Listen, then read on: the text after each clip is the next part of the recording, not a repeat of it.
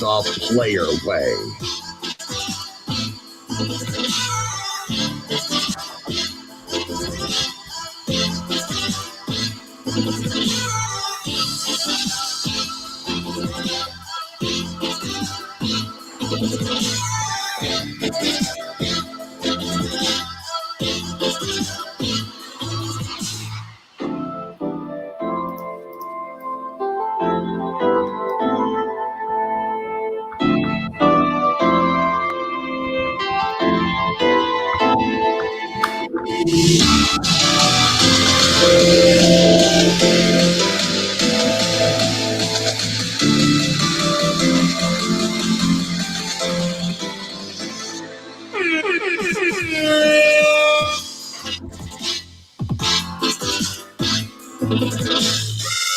You are watching a master at work.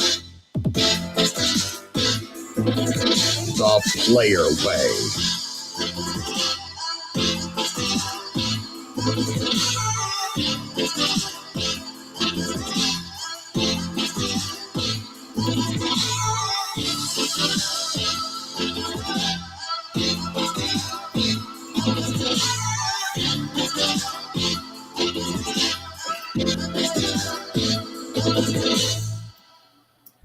Covering up pain is like stacking heavy bricks on a shallow shelf. If you're ready to become inspired, then this is for you. At 270, I was just a mess. Depressed, unhappy, and there was no self-love, self-worth at all. I played football to save a woman that I knew she was using drugs that could take her life. So when I stepped on the field, I knew I had to be exceptional. Everything in the journey is there to break you down. You come to Los Angeles and everyone looks better than you. They probably have a better education. I told them, you're not hungry than me. You don't want this enough. I tried to write a story that took place in Vermont, and it was a white family. No, this isn't you. I had about $30-something to my name. I only had $400-something in my pocket. I was just diagnosed with a mini stroke. 2 years, 95 rejections. And there's a discipline behind it. When I look in the mirror today, I see love. There's two types of people in this world. People that are addicted to taking and people that's addicted to giving. Suck it up, buttercup, and let's get the day started.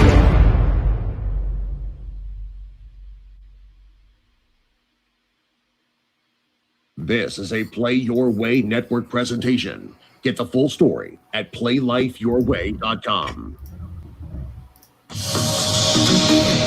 In a world where the top film franchises are either reboots, comic adaptations, or just an overhyped waste of time, Play Your Way Network is back, and this time it's personal. BK, Nate, and Eric will show you how to do it the Player Way.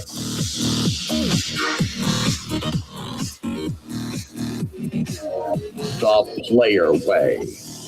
Ladies and gentlemen, and everyone in between, with all due respect, this is your radio podcast DJ BK reporting live. Man, that's so weird to say. We used to do this just on a podcast, record it. We always used to record it in one take, but now I got the squad back with me. What's up? Yes, sir. And y'all know I can't do this thing alone. I know I'm sounding a little jovial because my heart is beating a little fast. This is live, y'all. We doing this thing right live, and we're always going to keep it 100%. The Player Way. Shout out to everybody who's been wanting to hear that for a while.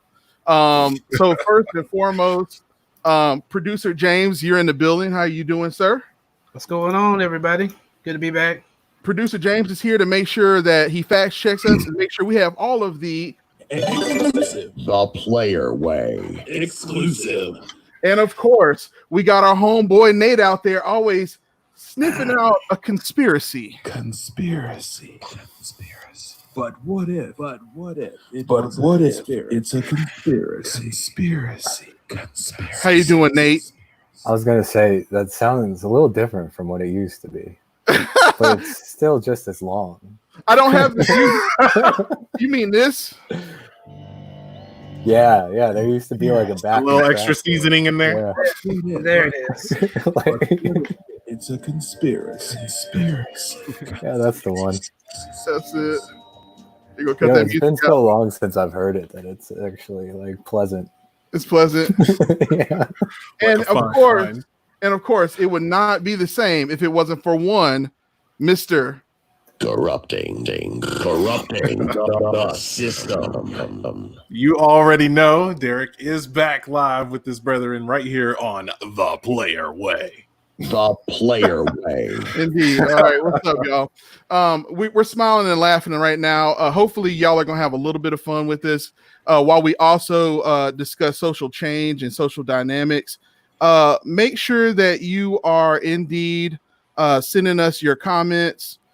We do see your comments out there, and if you got a couple of comments, we're gonna put them up. Shout out to the wifey, of course. What up, Rachel? Ray. Ian Hello, Miss Jackson. Mrs. Jackson. Woo! Mike Robb is in the building. Mike Robb, Captain Mike, if you're nasty. All right. What up? 37,000. What up, Henley? Otherwise known as Jessica Slater. What's up? Look at this mini high school reunion going on. Look at that. Derek Lewis got his stuff on in here. Everybody's peeping the times on in the situation. All in the video. So feel free to go ahead and leave comments, if you will, during the broadcast, and we'll do our best to keep you going. Just so you guys kind of know what we're going to be talking about, because it is about to get real serious for a second. We are going live, and this is the number 58 episode of the Player Way podcast.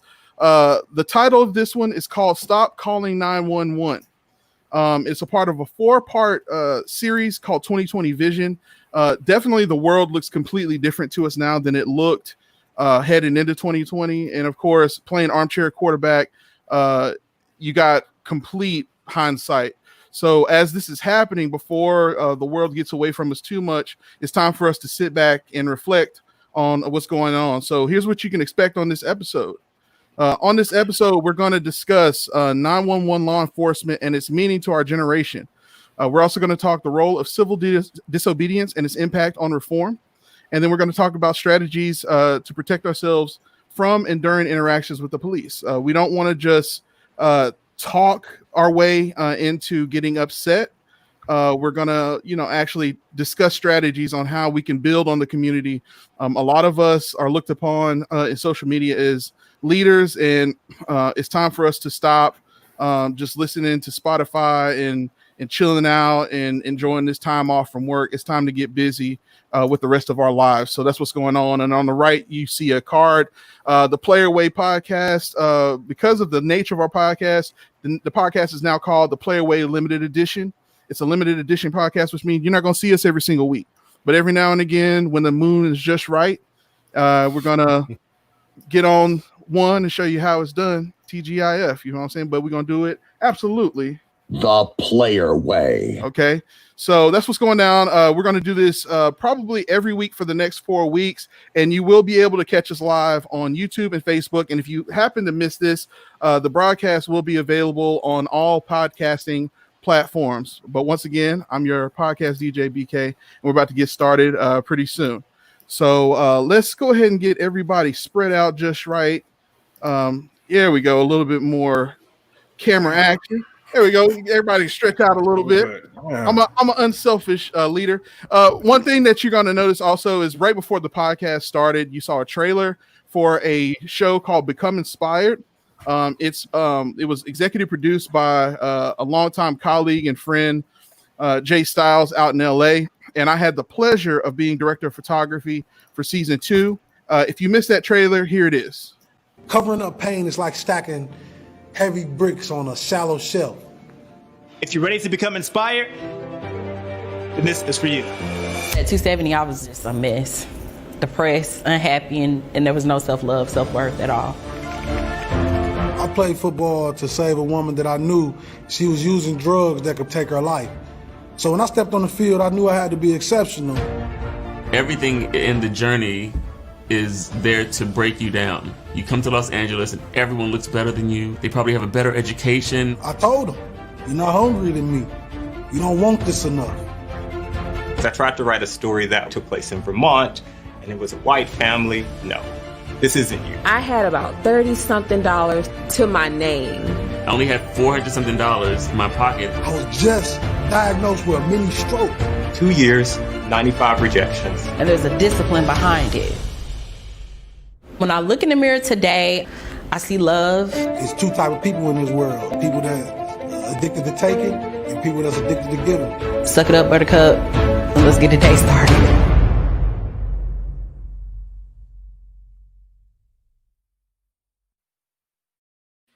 Become Inspired is now on Amazon Prime Video right now. It is a 5-episode miniseries. It is incredibly important. It is incredibly timing. Shout out to Jay Styles for being an inspiring leader. And we had some amazing guests. Episode 3 is going to have you crying. A moment of honesty. I'm proud of my wife, who is an associate producer in the business, and she works as a live event producer 7 days a week doing closed captioning for live streams. And she got to be an associate producer on this project. She did an amazing job, and she can attest to it. We were all close to being in tears during his story. So it's so important. It's so vital. Support your local hustle. Okay. If you do that, you'll see more content, including, but not limited to, the re-release of the State of Play in HD.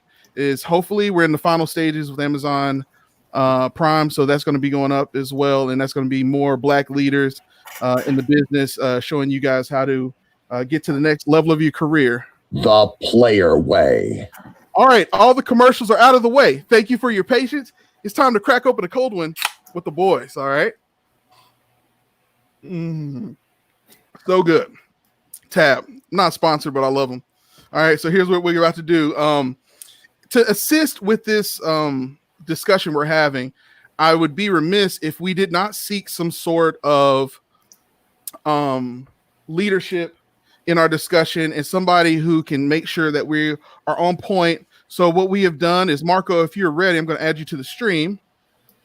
Marco Matthews, are you there? Marco, unmute your mic. All right, I'm going to take him off. He seems to be indisposed at the moment. But Marco Matthews, just so you guys know, he is a Marine veteran of the 8 years. He works now as a civilian law enforcement professional. So hopefully we're going to be able to get him back on in a little bit. He was telling us he was in his car earlier, so we'll look forward to having him on at some point.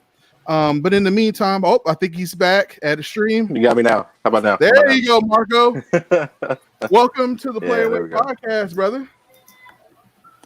Welcome, brother. Thank you. I don't need all that. What's going on, man? Not much. How you guys doing?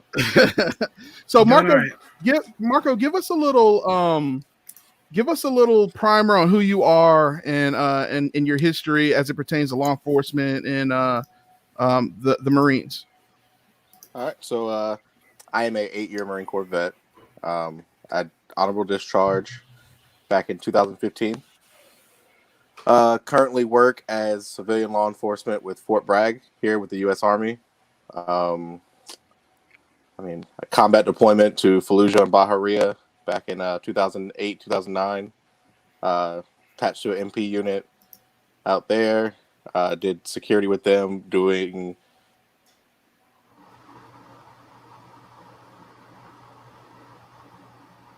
He may be having a little bit of issues. Okay. No, he's just pausing for dramatic effect. Let it happen. All right, Marco. You might be having some issues, brother. You might want to hop on your laptop. You got that link, so feel free to kick that again whenever you get a second. And we're just going to... I'm going to leave him up, and then we'll come back to him. So here's what we're going to hop on over to. It sounds like looks like he's... Are you there? Yeah, I'm here. I was talking. Playing with my emotions. I don't know what's going on. Okay, so the last thing we heard is Fallujah. Yeah, I was in Fallujah and Bahariya. My unit is one of the units that actually shut Fallujah down. Okay. If you know about Fallujah, it's one of the deadliest battle sites in Iraq history for that war.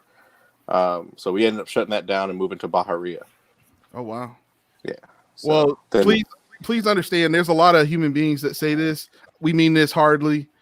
We appreciate your service. Thank you so much, sir. Well, I appreciate that, and we appreciate you being here. The co-captains may not know this because I haven't told them this, but I wanted you to have this honor on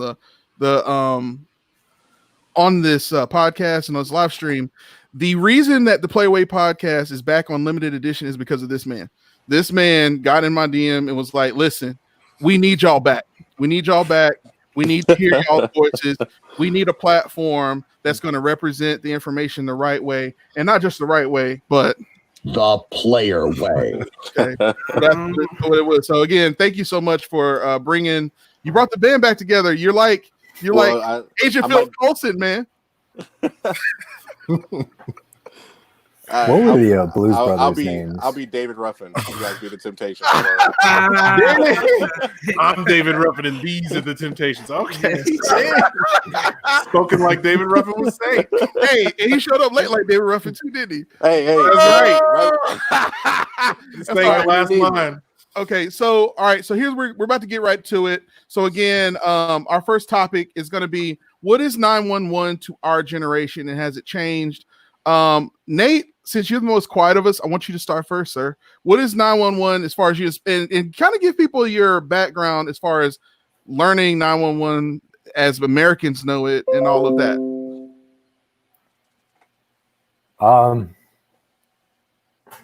My background, brief recap, like I didn't grow up in this country. My 911 was 119. But my idea of what like the American police was solely from the show Cops and movies. That's what 911 means to you. The 911 the show, right? You got the right introduction. What it means to my generation, I don't know. To be honest with you, I've never used them. I've had a couple encounters with them, but I'm the wrong person to start this discussion. Oh, you're the right person. You gave us a lot of tips here. Go ahead. Mr. Corrupting the System, if you will. Well, I'll say for me personally, whenever I think of emergency services, I always think of firemen and paramedics first before I think of police officers, because to me, when I think of an emergency, I lean toward the medical side, because the criminal side, it's just not always, you get different results. You know what I mean? So whenever I would think of 911 for police officers, I would have to feel that it's an extreme situation for me to even warrant calling 911 for police officers. I'm like, so I can just say that, 911's for medical emergencies. Other than that, let it ride. I don't feel like dealing with the other side. Absolutely. Okay. Producer James. So I'm kind of with Derek on this one, because I don't think I've ever had a situation where I felt the need to call 911 for police and law enforcement. Just because maybe I don't run in them circles, or I haven't needed it at that time. But the only time I've ever had experience with 911 is for medical reasons. One time I had one of my parents needed some medical attention. They had an ulcer and there was internal bleeding, and they didn't know. Basically, they passed out, so we had to call 911. I've been in an ambulance because someone called 911 for me against my wishes, but I was probably in need of it because I had super high fever and all that stuff, so I was sick. So pretty much my experience with 911 is mostly for those services, basically EMS, ambulance, that type of thing. Okay. And Marco, you're going to have a unique experience because whatever you kind of saw growing up, it inspired you to kind of get active. So tell us about your kind of background with the 911 experience, if you will.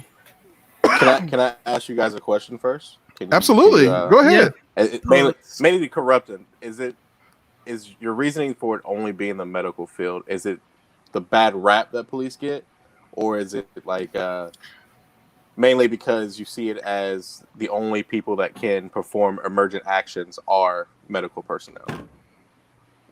A little bit of A and B, mostly because of just where I grew up. Anytime 911 was involved and it was police interactions, it's like the experience was just much more traumatic or just negative in the neighborhood versus like an ambulance. Even though it's a medical emergency, it's just like you just had a better feeling because they're coming to fix the situation, while on the other side we weren't always sure if it was coming to fix the situation.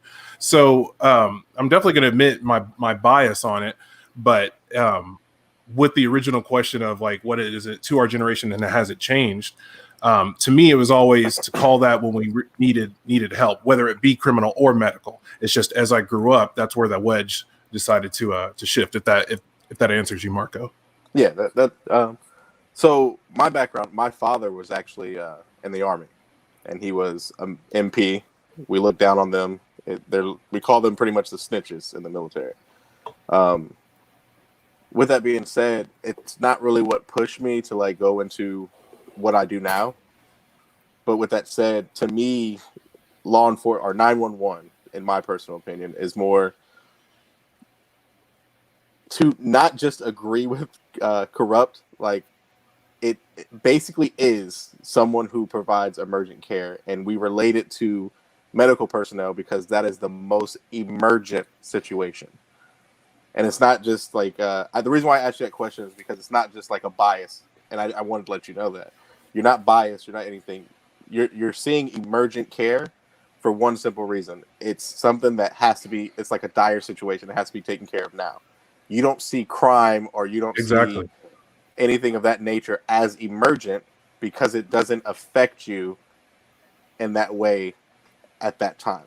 Does that make sense? Unless it was a crime that did affect somebody medically, exactly. And then you're like, "Oh, I need 911." Yeah, exactly. That's exactly right. If I see somebody breaking into a car, I'm like, I don't need to call 911 for that, really, do I? Yeah. But somebody's like, passed out on the side. Yeah, you can point it. Hey, man, exactly. What are you doing? You know, you feel like you can handle that yourself a little bit. Exactly. Top flight security of the world, Craig. In that same breath. Me personally, at our job, we're all combat lifesavers. We're all veterans. Everyone who works in my job, we're all veterans. We are combat lifesaver, like certified. Everything. We're all medically like CPR certified. We can go out and save lives if it came to that. Mm-hmm. But our first job is to protect and serve our installation where we're at. Now, I can't go out in the civilian world where the police are and police anything out there. But my jurisdiction is where I'm located. Of course. So the problem with that is maybe I might be jumping ahead or anything. If you can stop me if I am. No, you're okay. The problem with that is you get in situations where people see me or someone else and think that we're there to save them, and I could just be going in Walmart, or you know what I mean, or I cannot know what's when it's out and about in the world. I'm not there to help you do anything. That's not my area. I mean, candidly enough, it is a job. We do take a day off. We do have off time. We are regular people when we clock out. Just to kind of bring it a little bit more toward has it changed and all that. I'll give you a little bit of primer on mine. I grew up in a situation. I don't want to put too much of my business on the street on a live stream like this. But let's just say there was a lot of reasons to call the police when I was a kid. I'm very familiar with the police as a child. A lot of reasons. And and as a child, as a child in America that grew up in the late 80s and early 90s, obviously, that's a thing that you're sitting there and you're told in kindergarten and first, second grade with a DARE shirt on that if you ever need help, call 911. If you see a stranger doing something and you see a friend in need, call 911. You teach it along with the same unit chapter as stop, drop, and roll and all of that. So it's kind of like a building block of the benefits of being a citizen. Okay. Your parents pay taxes, you grow up, you pay taxes. So you have civil servants there to protect you, to protect and serve. As time went on, though, as the 90s aged a little bit going into the 91 and 92, you get the whole Rodney King situation. And it's not that civil unrest started with Rodney King, but as a man who is only in his mid 30s, that was the first image I ever saw. The first negative image I ever saw of police was Rodney King getting destroyed on national television. Thought he was dead as a child, thinking he's dead, and then seeing this man talk with bandages on his face, begging the world, can we all just get along? So that was my indoctrination and my first reasonable doubt to say, maybe these guys are kind of dangerous. And my world kind of changed from there. And as I've grown into an adult, things improved over time. 9/11, ironically enough, named 911, to me, fixed the image of police. Police became heroes again around 9/11. But in the time since, we've seen more and more innocent killings. You hear about a man who goes out to his bachelor party the night before his wedding, and the next thing you know, he's shot and killed, and nobody knows why. And then a kid wearing a hoodie. And so more and more stories. I don't want to belabor the point because I don't want to get off topic, but suffice to say, over time, things have definitely shown themselves to be. I don't look. If you were to ask me, has it changed? Absolutely. When I was a child, if I needed help, I would call 911. If someone goes to call 911, I almost will smack the phone out of their hand at this point. What are you calling them for? Call 911. Hold on for a second. Let's look into it's not this. that serious. And it extends beyond just the medical services and the emergency needs as far as backup needed. I've also gotten to the point where my next door neighbor almost set her house on fire, and I live in a condo. So the fireproof only lasts too long between our units. So she's standing outside waiting on the firemen to arrive. I went to my house and I had two at the time, fire extinguishers, took them in and took care of that. You know, I'm not trying to wait. You know, I didn't notice that. I never realized that I'm keeping firearms in my house. I'm keeping protective measures here at the house as far as fire extinguishers and fire retardant gear. I'm keeping extra shares of water here, not getting too crazy with it, but self-sufficiency has become a lot more important to me. And not just because of COVID, just because of the idea of calling a police officer to my aid. I sometimes wonder if the whole spectacle of the police finally having action on their call, do they blow up and blow things out of proportion? Anyone got something to say to that? Do you mean blow it out of proportion, like kind of like in the other guys? Okay, I'll give you a perfect example. Like, This is a funny story because I want someone on this podcast sent me had something to do with an anonymous gift. I won't say who it is, but that gift arrived at my doorstep, and it looked like a crazed fan had sent it. This is when the podcast was in its like height, and they totally didn't mean it that way, but it was like, maybe I need to call the police because this looks like a crazed stalker. You open up the package, it says boom. It's like, I call the police to look at it and say, why don't you guys open this package instead of me? And I immediately regretted that decision, because even though it was a legit concern, because it was a practical joke, it was a legit concern. The police started taping off the area. It turned into like this whole thing. And granted, if I thought it was a bomb, I get that I should believe certain things are happening. But at the same time, I'm looking at, they have it right at my doorstep. Putting yellow tape up is not going to protect my house from getting blown up. They are handling the package. Are we just doing this just to like where all? Okay, we got a lot of different cop cars out here. Okay, I think the news is going to come. I immediately regret this decision. Can we just diffuse this for a second? Let's take the tension down a little bit. Let me just open the package. And I was like, can I just open the package? I'll just take the bomb. And I opened it and I was like, okay, there we go. Like, cause that's what I mean. Is like some of the guys What's in the box, B? Do you think they're gonna take it What's in the overboard? box? Yeah. So I feel like I feel somehow sometimes they corrupt the system and they feel like that this is their opportunity during this shift to shine. To shine. This is it, boys. We've been yeah. waiting for this the entire time. Let's get this going, guys. Let's go, guys. It's go time. I'm sure there's probably a good bit of that mentality.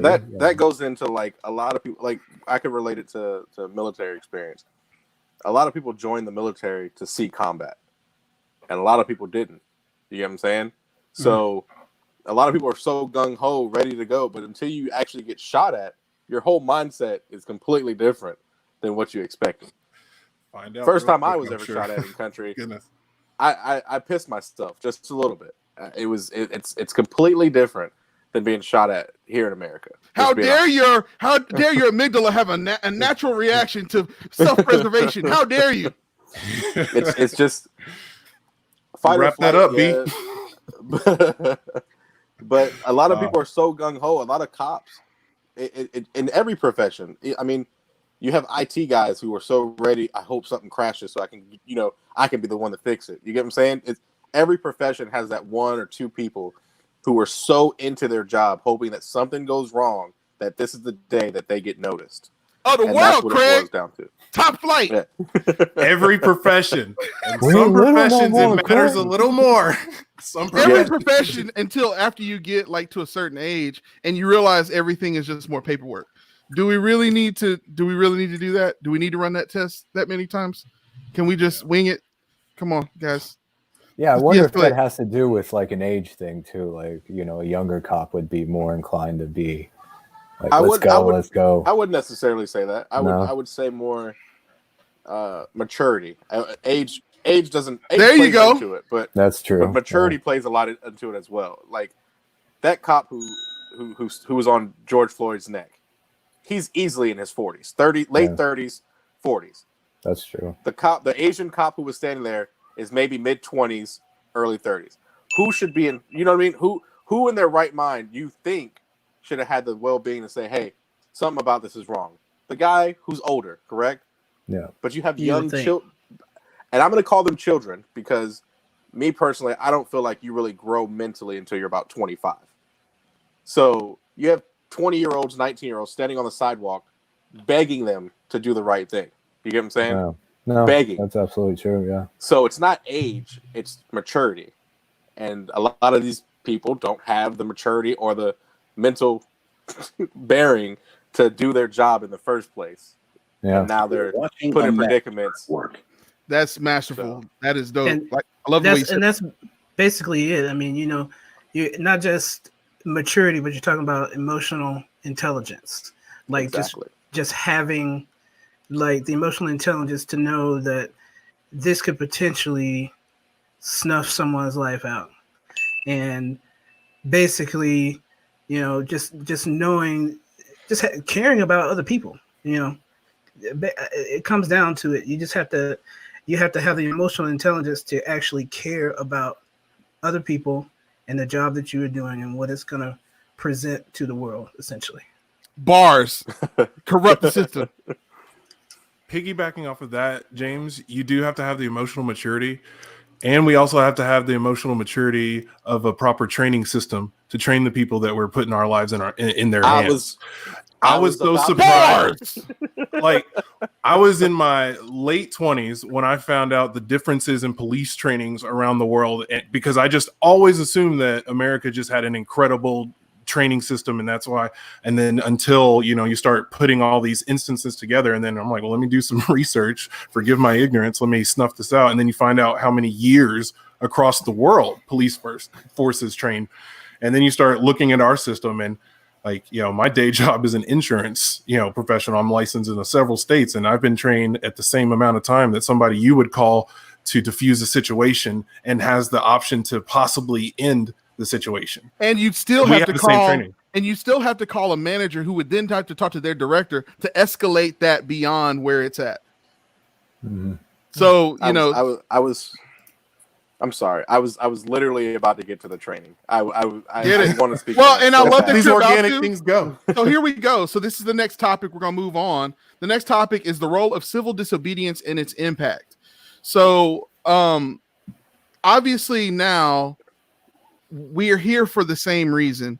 We've seen an influx of African American people being snuffed out and killed without due process. We've had men with knees on their neck. We've had young gentlemen suspected of burglarizing walking down the street. We've had women who work with law enforcement and still had their houses broken into and gunned down. And the best that we get out of this is a PR oopsies, whoopsie.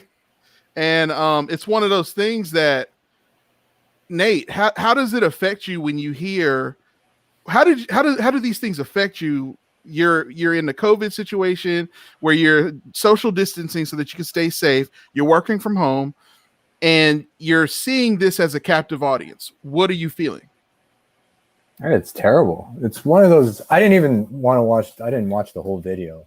Like, you read the articles, you know what happens. I don't want to watch someone pass away, and it sucks. Like, and it's the worst part of it is if there was no social media, if this was 15 years ago where people had grainy camera phones, this guy would have probably been put on leave of absence till this kind of rolled over, things like that. Message. So true. True.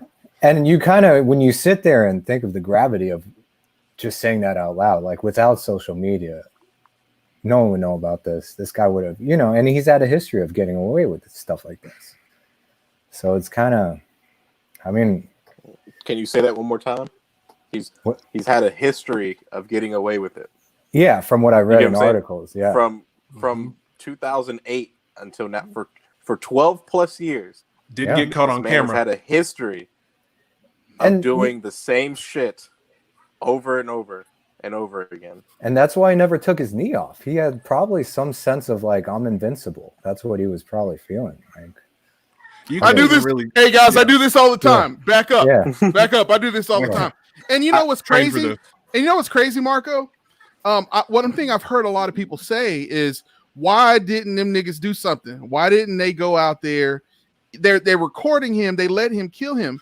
It just shows that. It's why I wanted to start off with our indoctrination to police as children. You're told that these people have your best interests at heart. At no time did anyone, while they're watching it happen, at no time did any of those people think he would go through with it. So there's a danger there. There's a double impact. One, you're forced to question civil disobedience because if I do something, then they're going to arrest me and hurt me too. Let me just let them work this out. They're professionals. They know what they're doing. You're telling yourself that as you're recording a snuff film. Exactly. Go ahead. Exactly. And just, this is something that has been in Sorry, several I hope I'm not conversations. yelling. Sorry. No, you're not yelling. Just emphatic. I mean, a little bit. From your diaphragm. Thank you, producer James. Go ahead. But with regards to that, like, you have the internal struggle of, do I go stop this and risk being murdered right now as well? Or how long in jail? Or, just take, the officer that broke into the house and her boyfriend shot him. He was in jail up until like a week ago because they were like attempted murder. What the officer didn't announce himself when he kicked the door in and then murdered his girlfriend. And he was acting in self-defense. And he was sitting in jail until we got this out there. Thank goodness for social media. Thank goodness that we have the technology now. And when we have that internal fear where I can't even stop this thing from happening, because if this was two citizens, if these were two civilians, we would have the gumption to stop it. You have the if power we see it in public. Exactly. Yeah. But once you see that badge, you're like, I could, but am I really, and that's the difference. That's It's not even just the badge. That was a young black man standing right there pleading with the officer to get his knee off. You know what I mean? Pleading with him. But he's also looking at the officer, the Asian officer who's standing there in front of him, threatening him to spray him with OC. You ever been sprayed with OC? Sucks. It's terrible. All right. And he also has a pistol on his side. And cops have a history with of black shooting. men. Shooting first, ask questions later. Exactly. To going to the extreme. And even any vets in the chat, anybody can tell you, in the military we have EOF, escalation of force. There's steps you have to get to draw your weapon. In the police force, you have the exact same thing. So for them to even go to that extreme, you're already scared. You're yelling at them. Officers immediately, what's their first instinct? Oh, I feared for my life. You get what I'm saying? Yeah. So your natural instinct is I'm going to record it, so at least I can help him somehow, and that's all you have. And not only that, but your hope. Sorry not to interrupt you, but to piggyback what you're saying, and because we have social media, our passive act of civil disobedience first is to record what's happening, because we believe that if we record what's happening, it will cause that person to wake up and say, "Oh my goodness, I'm being recorded. Let me not do some racist BS and get hurt." And so even with wearing Marco, help me out. Were they wearing body cams while this was going on? They're supposed to, but I didn't look for them, to be honest with you. That was a loaded question. Yeah. That was. And you gave the right answer. They're supposed to. With that said, like since we're talking about civil disobedience and everything, how many hours does it take to train to be a barber? Does anyone know? As a guy who as a licensed barber, I don't know as a licensed barber, but it's like hella hours. It's hella hours. It's 1,500 hours. There you go. I was taught by by a professional barber to cut hair, and before he would let me do anything, it was hella time. How many hours does it take to train to be a police officer? How many? 840. Wow. So you're telling me someone someone who gives you a fade in a lineup is better trained than someone who's protecting and serving you? Bitch, what? That's crazy. That's bars. That's facts. Welcome to the Play Away Podcast. We're bringing y'all actual facts. You run into no Xerox. Of like, no Xerox. You run into the aspect to where like people they're not even trained to really do their job. You get what I'm saying? Absolutely, bro. So it's I hear all the complaints all the time. I watch social media a lot. BK sees my social media. I see his. Yep. We see our mutual friends. People complaining about, oh, police shouldn't do this. And they're absolutely right, because your training states you shouldn't do it. But de-escalation. If it's not reiterated and retrained, we're at your jobs, how many trainings do you do annually? Hey, dude, you're about to get what I was talking about. James and I was a part of this thing with Muskogee County School District every year. It's called the Best Practices Institute. Muskogee County, that's in Columbus, Georgia. You were about to brag on you for a second.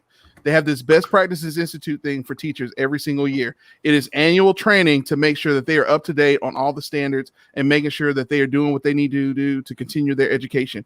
I specifically made a post about what you're about to talk about the role of continuing education in every single profession that we have. Every single one of us on this call has a profession where they expect you to go somewhere, invest time to be better.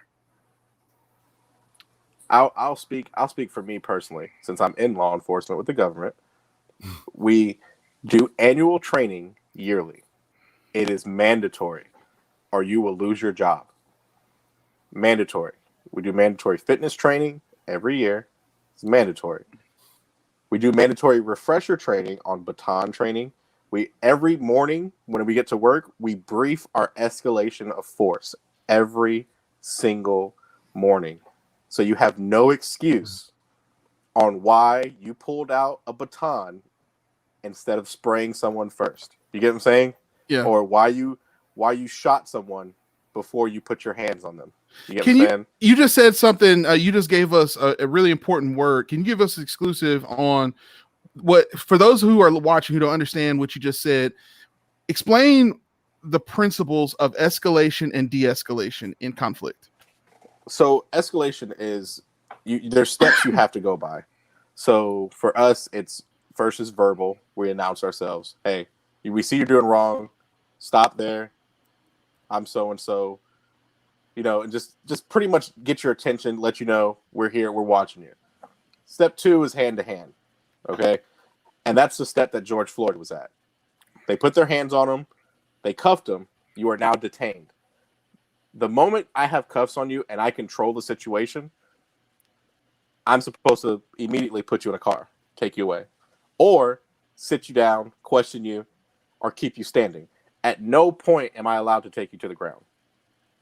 We're even trained, if I have to cuff you while you're on the ground, the moment we have you cuffed and straight, we pick you up.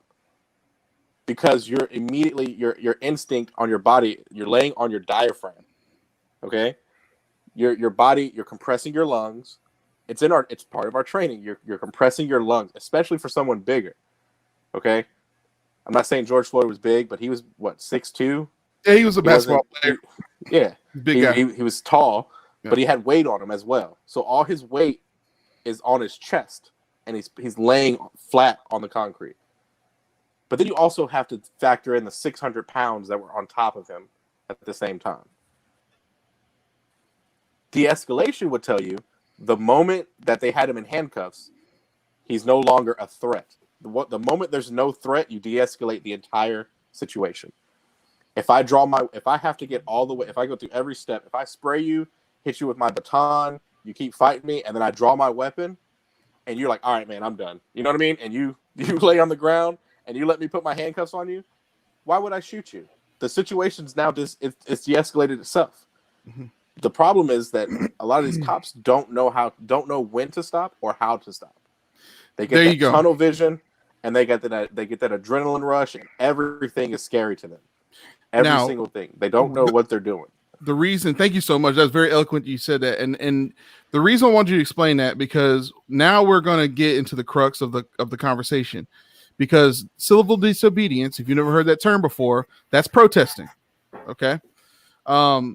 It is your right, inalienable right, to have an opinion, to be able to speak your mind, speak your truth, and to be able to stand up for what you believe in if you feel that your inalienable rights have been taken away from you.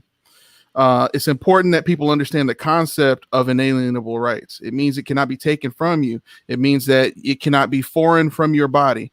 You, as an American citizen, are born with the right and the understanding that all men and women are created equal. Okay, so all men women. Yes, and so all men and women. Exactly, and so the thing that you have to understand about that is your law that you preside over those people to keep them, because everybody's understanding of what's right and wrong morality wise, we're not raised by the same mom and dad.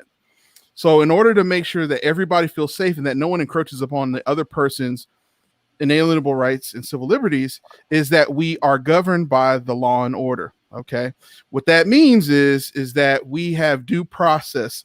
When we stand accused, there is a presumption of innocence until we have been given the opportunity and platform to prove either that our opposition proves that we did it, or we are able to prove our innocence and then are exonerated. Okay. But despite the court of public opinion, and we're not going to talk about that right now, the chain of evidence has to be intact. It has to be protected, because you are preserving the rights of the people at all times. So when you escalate something the way Marco is explaining to you all out there, and the police cease to de-escalate, meaning over and over again, they are escalating the tension, and they leave these conflicts that are not resolved. It leaves an air of violation of civility. And when you do that, you break the contract that is the Constitution. You rob people of their due process by killing them. Mike Brown is a perfect example. He's a guy that on paper and in video looks guilty. However, there is a presumption of innocence that he was born with. And because he was killed without due process, he died an innocent man. And it's hard for people to understand that when they watch the video. Well, what did he do? Let's see what he did. No, there's a presumption of innocence. So if you continue to violate and you continue to do the things that you're doing and you do not de-escalate the tensions, for example, way you could de-escalate a tension after a conflict like with George Floyd is you arrest him immediately. You take his firearm away from him, you suspend him, and then you arrest him right there on the spot. That could have de-escalated things. If However, 3, 4, 5, 6 cop cars had pulled up right then and put him in cuffs, we would not be rioting right now. So therefore, go ahead. The problem with that is there's law and order for the people, but there's no law and order for the law and order. Who watches the watchman? No. Say that one more time. There's law and order for the people, but there's no law and order for the law and order. You are watching a master at work. It's the issue we keep falling into. Who's policing the police? Recording and everything. There used to be a thing you could do with citizen's arrest, but now you do that, you might get your ass beat on a or corner. Shot in the stomach 3 times. Yeah, exactly. So there's everyone's so scared. Everyone's walking on eggshells with this. But the issue that I have personally, because I'm in the profession, is if you can't handle someone yelling at you or someone just talking shit to you to no extreme, you are in the wrong job. You have to be able to control yourself. And then when you take the uniform off, that day has ended. Whatever that person, if you see that person on the street tomorrow, you don't treat them how they treated you yesterday. It's a brand new day. Everyone gets a fresh start every single day. And since they can't do that, they're in the wrong profession. Just in my personal opinion. I don't know how you guys feel about that, but well, why? That's kind of something as I've grown older is why aren't they held accountable? You know, every trade or profession. Who is there to hold them accountable though? Right. Who? It's a brotherhood. It's like a fraternity. I get it, but you know, even in the military. Why do we not have a system in place? Well, no. He just said something. It's the biggest gang in the world. Yeah. See, Nate, and when you talk about MPs, that's a whole other thing. Well, I mean, there's consequences if you really screw up. You know, like if I'm a doctor, I find that's because you actually have. I get my license taken away. But see, that's integrity. Exactly. Those people have integrity to tell. But look at the people who do speak up. The cops who do speak up and are out of a job in 3-4 months. Or the ones that speak up and now they get a shitty call and they're dead somehow. You get what I'm saying? It's just it's no longer are they teach that person a lesson or not to snitch anymore. These people have been doing this guy who killed George Floyd. He wasn't doing that. This wasn't his first time. Okay, he's been getting away with shit over and I use this analogy with friends of mine who seem not to get and all lives matter. BK, I'll use you. If every day I saw you, I smacked you in your face every single day. We was gonna scrap then. We can scrap right now, then, pimp. And you don't say a word. You don't say any words to me, but I smack in your face. And we'll relate it. We'll say days, but we'll relate it to years. Let's say I do this for 400 plus days, not 400 plus years, because that would be too relatable. So 400 plus days. I do this to you. Because y'all are immortal. Well, no, because 400 you understand the slave years is 400 years. We wouldn't want to relate this abstract thing to actual slavery at all. It wouldn't make any sense. Yeah, I wouldn't want to do that. What is this analogy really being used for? Come on. So I smack you. It's obviously for immortality. 400 plus days, right? Yeah. 400 plus days. You don't say a word. On day 401, you finally grab my hand and say enough is enough. In my eyes, you've been letting me get away with it for 400 plus days. So what's the issue? You get what I'm saying? So Marco, would you say that it is our responsibility as American citizens to practice civil disobedience so that we can avoid being slapped another 400 days? He picked the perfect time. I'm sorry, my son walked in. And I know it's all good. It's real life. I'll rewind and say that again. Let's go.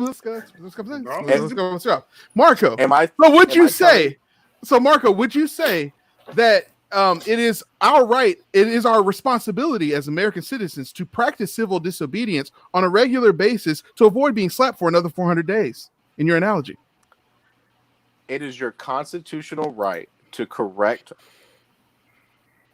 inhumane actions per the armed forces. You hit that. That's what I fought for. You hit that correct with a hard C. Sound like you were about to say it's our responsibility to corrupting the system. What's your words on it, CTS?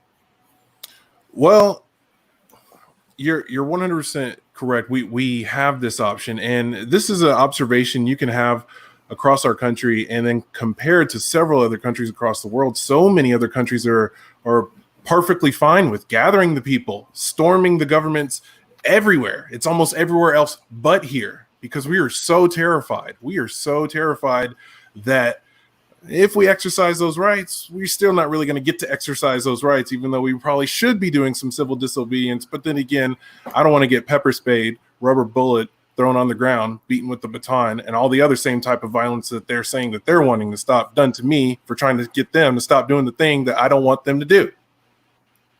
So, Man. That just sounds like too much sense that you're making there, dude. I need you to back. I need you to back up all the way up off. Let me get off that thing. Well, for me, the issue with that is, I'll personally say, we don't stand together enough. Right. And that's what I was getting to. We don't. And what I'm afraid of is all these riots and protests are going to stop when they give you this half-ass, oh, well, we're prosecuting them. If they don't get prosecuted to the extent of the law, I mean, he deserves 25 to life, if not the death penalty, in my personal opinion. If he doesn't get that, what justice was really served? If the other three cops don't get a minimum of 10 to 15 years, what justice was really served? If this happens again in a month, when this happens again, yes, you're right. How dare you? I had to say what I love to ask the question, how many bodies does it take for us to finally say enough is enough? It's somewhere in the 800 per year round number. And I'm not going to be one of those people who jump on anyone else and say, oh, well,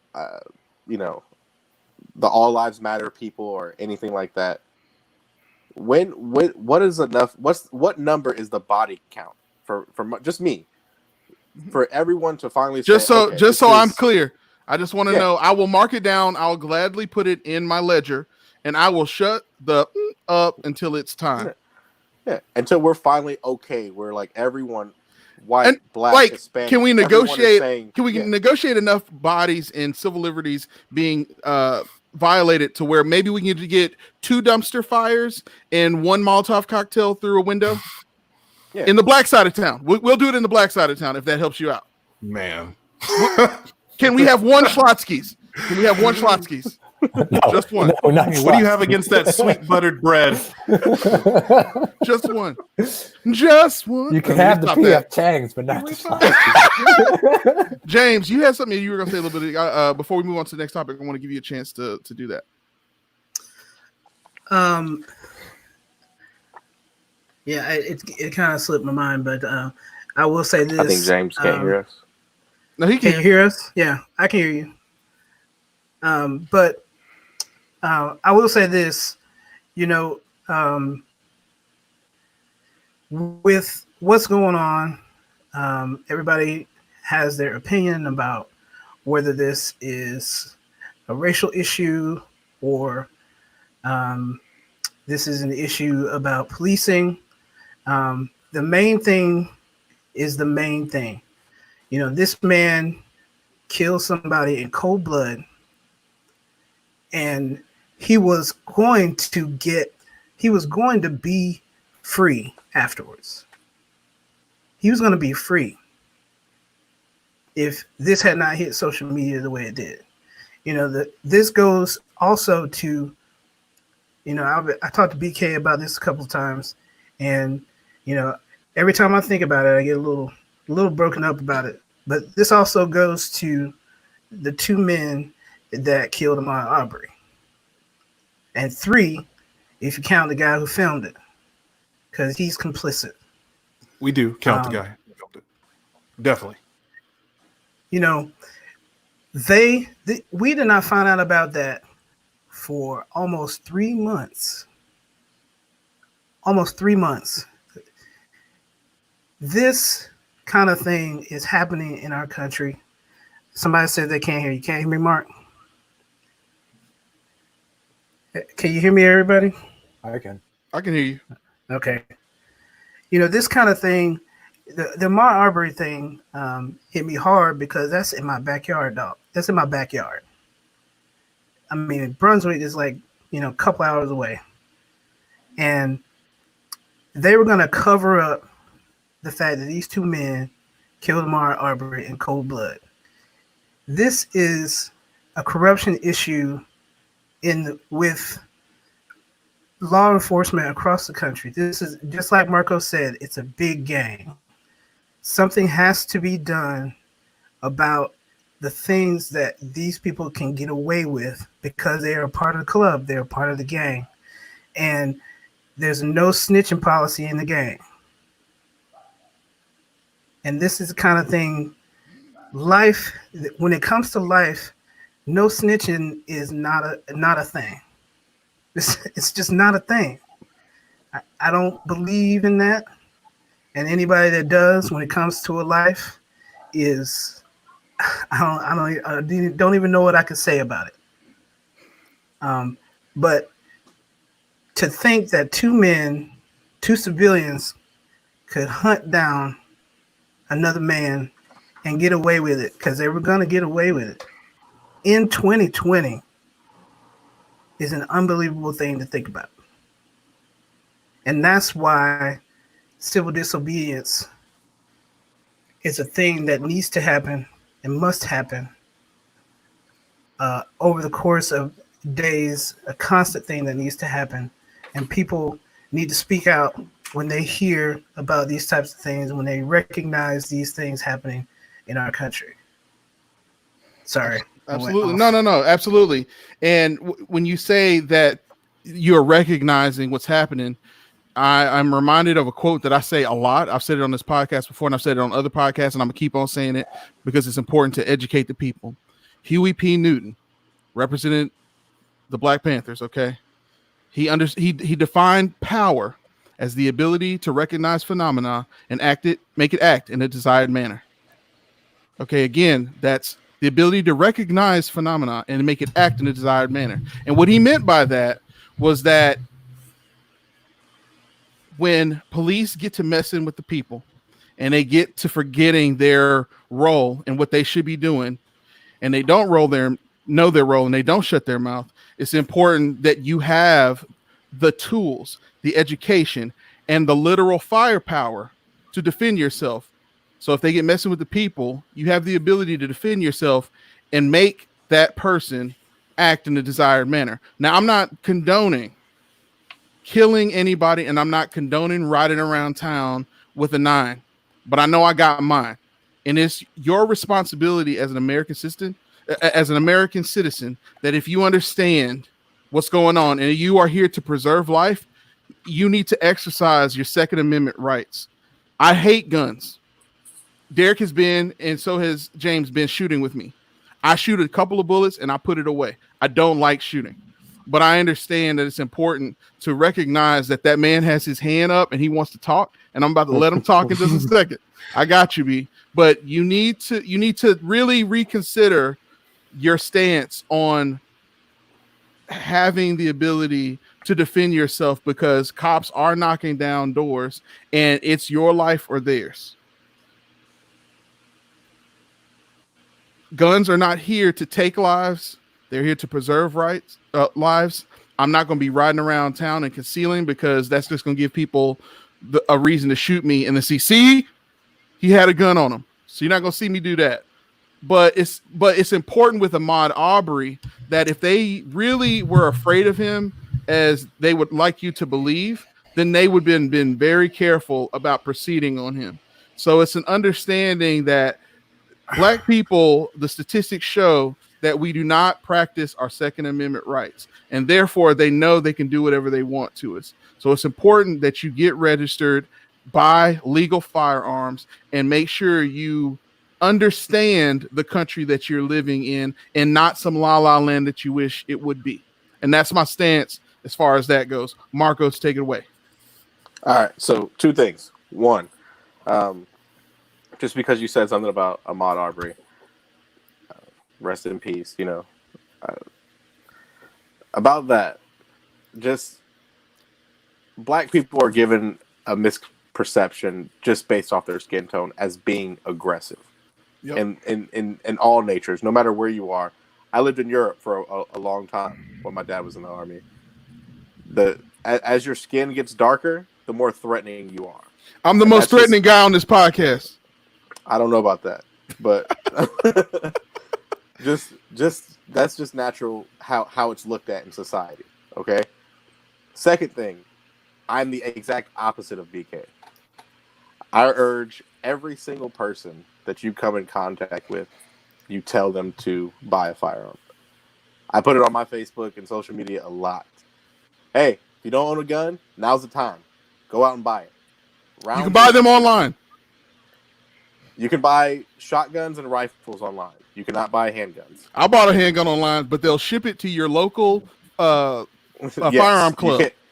You can't get it shipped to your house. Yes. It costs $35 for non-members. So with that said, just from experience, if you go into a gun store, the white people are buying all the ammo. They're buying all the guns. Why do they need all these guns and ammo? And why aren't we buying any? You get what I'm saying? You got to wise up. Ammo. I keep guns. I'm in the process of buying 2 more now. So that's just me personally. You need to go out and buy them. Even if you don't use them, it's always good to have.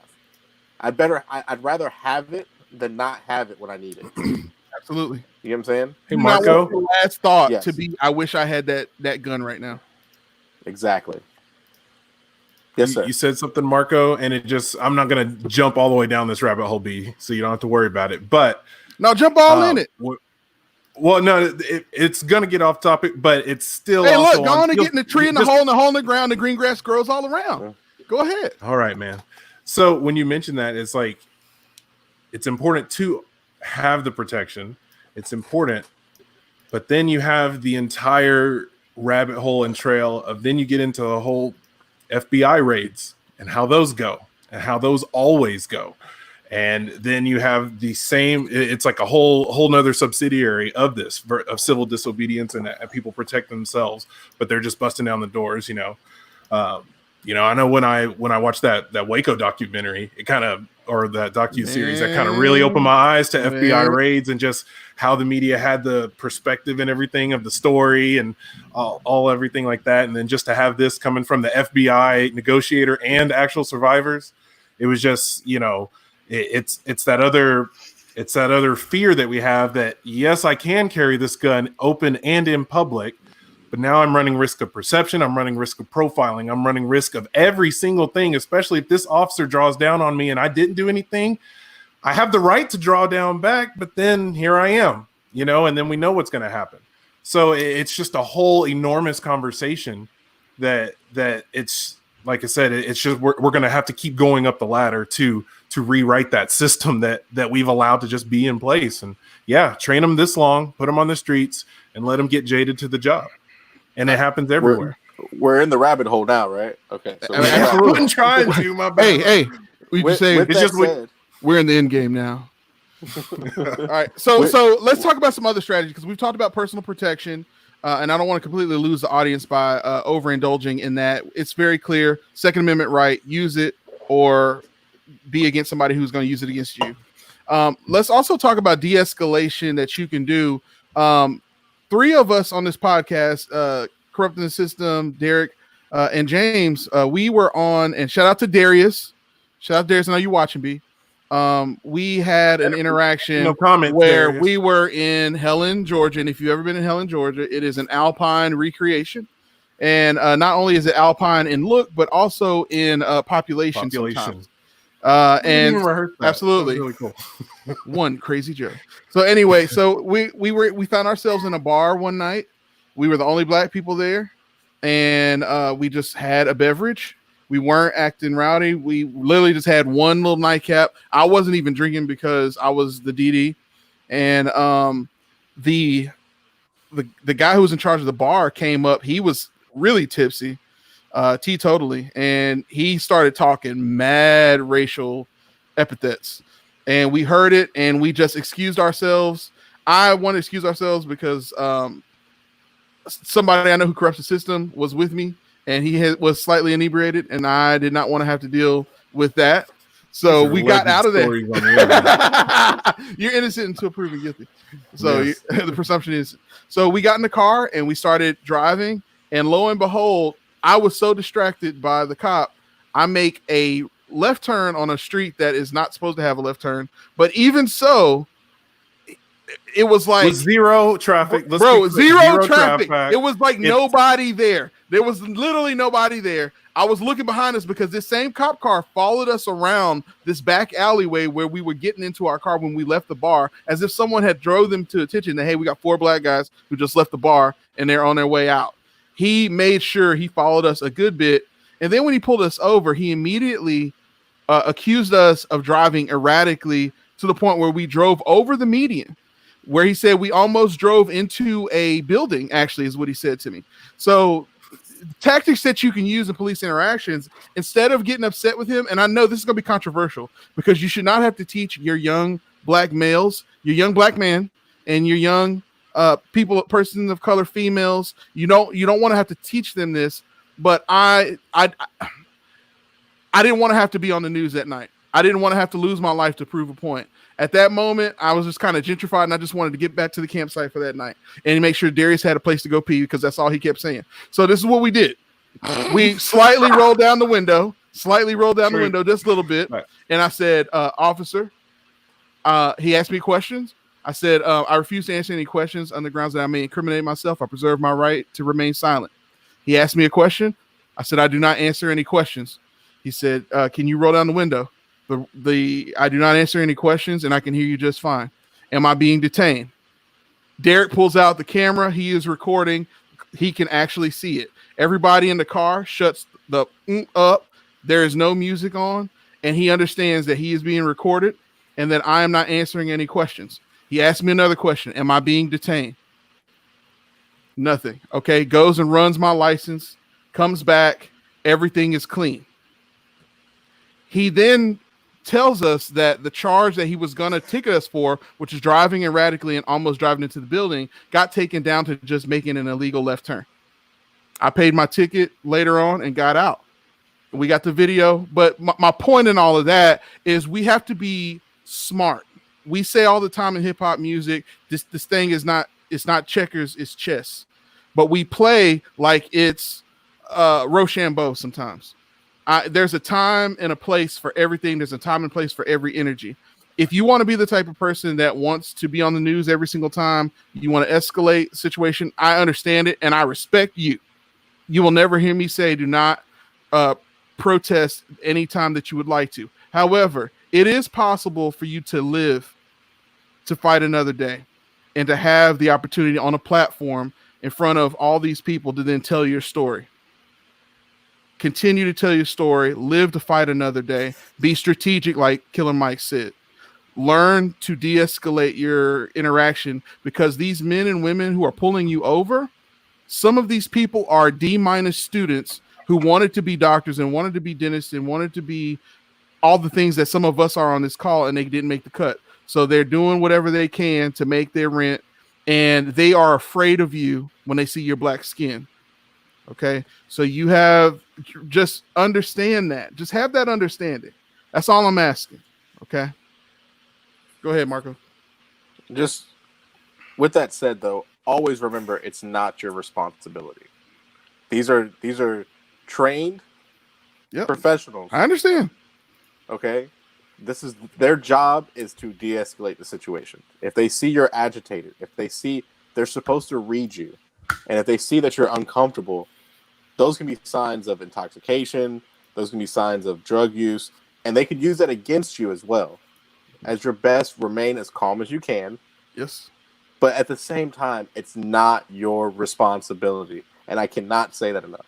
Let me ask you this: it's not your job to tell a cop what to do and what. I understand that. I understand that, but we also understand that training is not at the best sometimes, and sometimes you do need to educate them. I mean, let me ask you this: what is your stance? Do you stand for making it home safely, or what's your stance on that? Me personally, this. Shut the fuck up. I'm sorry for my language. Just stay as quiet as you can. Do exactly what they say, and that's what I have a 6-year-old son. When he's older, if all this is still going on, that's what I'm going to have to explain to him. Right. Be quiet. If he talks to you, answer his questions to the best of your knowledge. But always remember you can stay quiet and daddy will come get you. You know, that's just me personally. As a black man, as a Latino man, as a black woman, Latino woman, any person of color, period. Shut your mouth. Like, just, it's the best thing you can do because you're already at a disadvantage. And it's sad to say. It's the best you can do because you're already at a disadvantage. The weight of that statement. That's just the reality of it. You get what I'm saying? You're already looked at as a criminal. You're guilty until proven innocent. A thug. Regardless of what you did. You get what I'm saying? You're a thug. I'm a thug looter, man. Look at my African American over there. Yeah. You're everything wrong with this country that they see. So don't give them more ammo. But at the same time, in that same breath, it is still not your responsibility, but we do it anyway. And as people of color, we've been doing it for over 400 years. We've always catered to their, how can I put this? We've always catered to their bitch assness. You get what I'm saying? Like, it's what we do. We're not afraid of them, but at the same breath, we know that they can do things to us and get away with it that we can't do back. Does that make sense? Oh, you're crystal clear. Hashtag no bitch assness.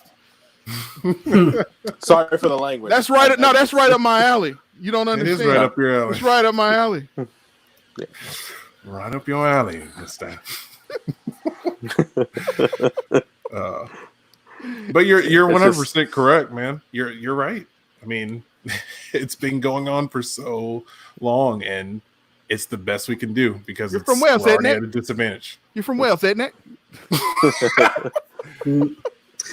I mean, especially people use law enforcement as a weapon. Like they can weaponize it against your best you. White voice on and wish yourself the best of luck. That's pretty much all I got. I mean, do what you can just to make it home. I want everyone to make it home. Yes. Sorry.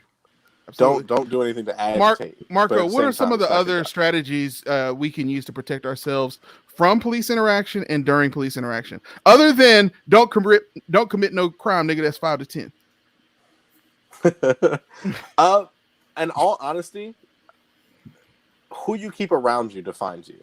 You get what I'm saying? So it's not just don't commit a crime. Don't associate yourself with people who don't give a damn about themselves. You get what I'm saying? It's just say that again, because there's a whole lot of that. Nigga, I'm ready to die tonight. Like, I don't know. I don't know about that. I just want to go to Applebee's. Yeah. We're on different levels. 2 for $20. You over here trying Yikes, to, you know what? I'm gonna go for the quesadilla burger. Whoopsie.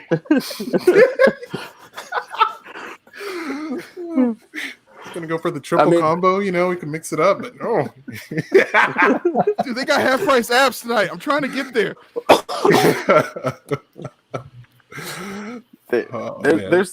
There's different things you can do.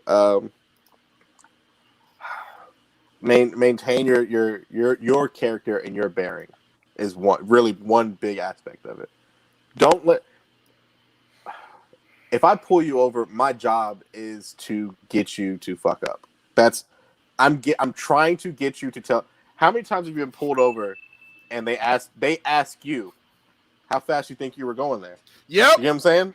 How many? You think I am a speedometer? I don't know. Yeah, they want you to tell on yourself.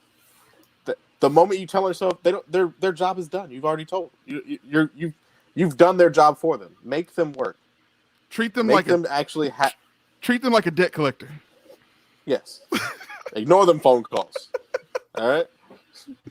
Sorry, I can't hear you.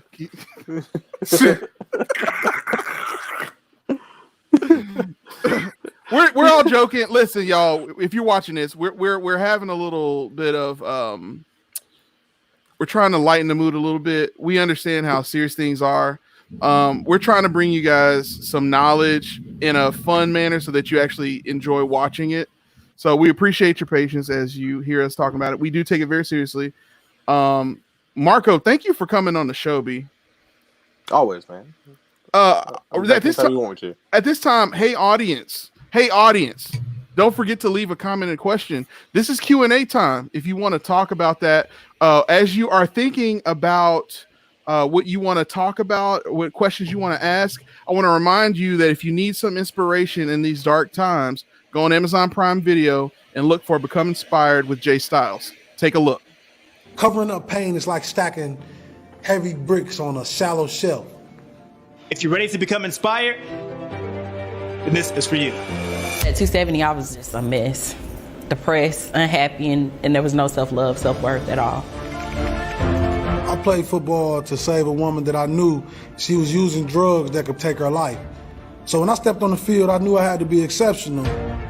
Everything in the journey is there to break you down. You come to Los Angeles and everyone looks better than you. They probably have a better education. I told them, you're not hungry than me. You don't want this enough. I tried to write a story that took place in Vermont, and it was a white family. No, this isn't you. I had about $30-something to my name. I only had $400-something in my pocket. I was just diagnosed with a mini stroke. 2 years, 95 rejections. And there's a discipline behind it. When I look in the mirror today, I see love. There's two types of people in this world. People that are addicted to taking and people that's addicted to giving. Suck it up, buttercup. Let's get the day started.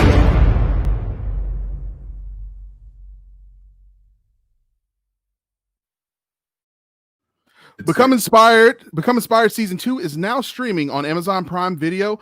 Following host Jay Styles, who made his own journey and trek to greatness. Shout out to Captain Mike Robertson, who might be on Season 3. But Season 2 is now available to you on Amazon Prime Video with your boy BK as director of photography, and we're really proud of that. So if there's nothing else for the good of the order, Marco, thank you for coming on the show, man. We're going to go ahead and put you backstage. Would you think you might want to come on another week for us? Absolutely. You brought a lot to the table, so we'll stay in contact, okay?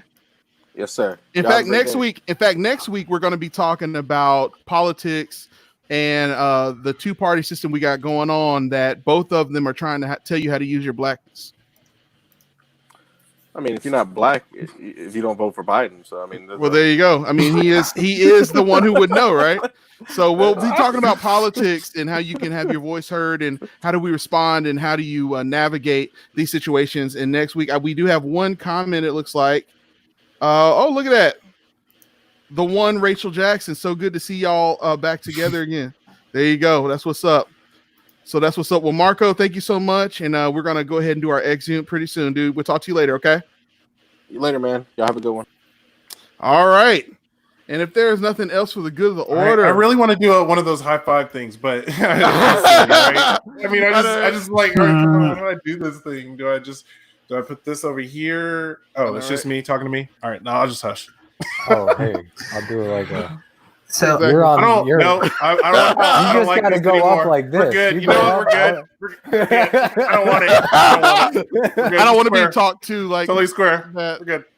All right, ladies and gentlemen, and everyone in between, with all due respect, I have been your regular podcast DJ BK, coming out of retirement and hiatus to make sure you understand these 2020 vision issues like an armchair quarterback. The Player Way. Along with my homeboy Nate.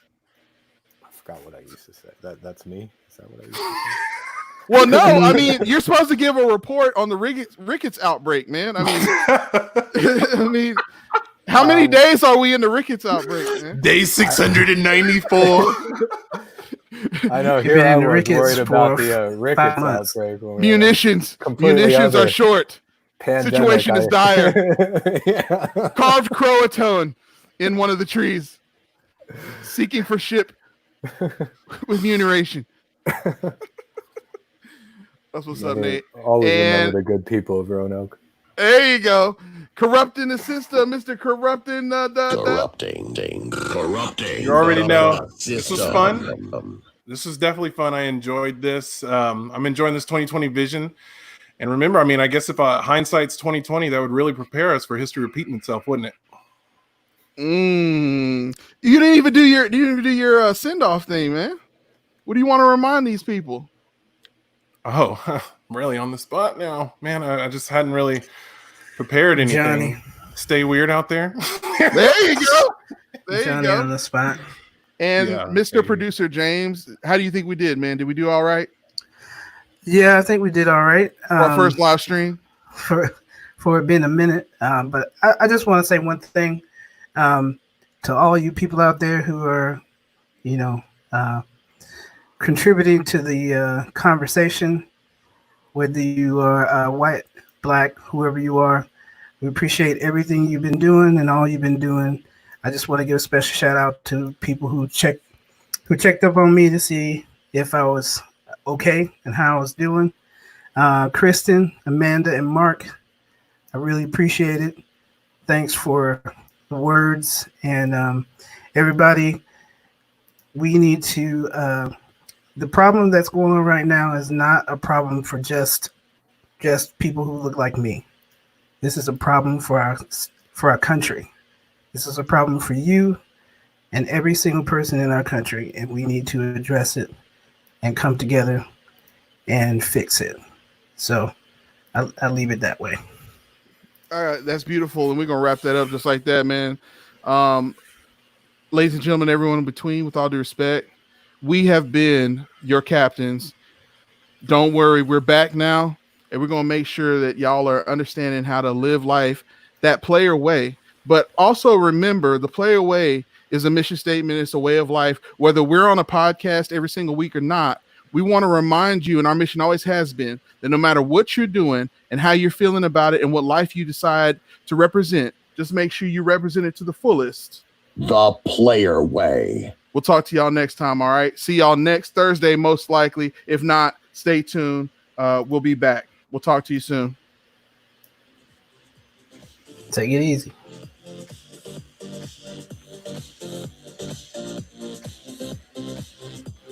Are we done? That was fun. Yeah.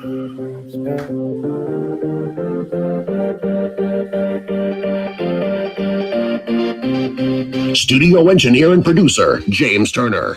Contributing writers, Ian Robert Parsons, Darius Prather, Johnny Robinson, and Jonathan Barron.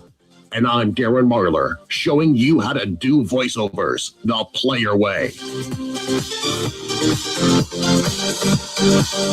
Get this and more lifestyle news at playlifeyourway.com.